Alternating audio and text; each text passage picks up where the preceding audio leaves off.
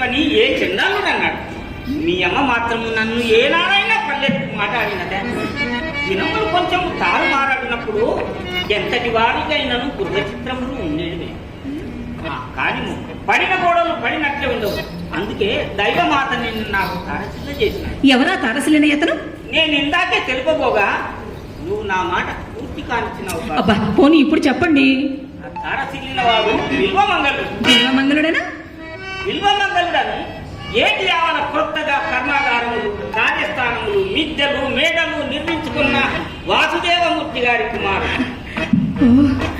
ఆ రోజు నేను చూసిన అందగాడే కాబోలు.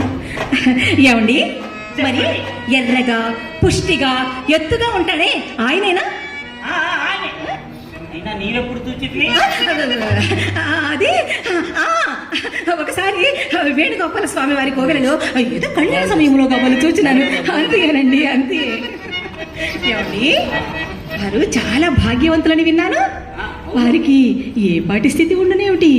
40 కోట్లకు 40 కోట్లే? 40 కోట్లు. ప్రస్తుతము ఆ బిల్వమంగళుడును నేను సహాధ్యాయుడు. ఆడిన ఒక్కట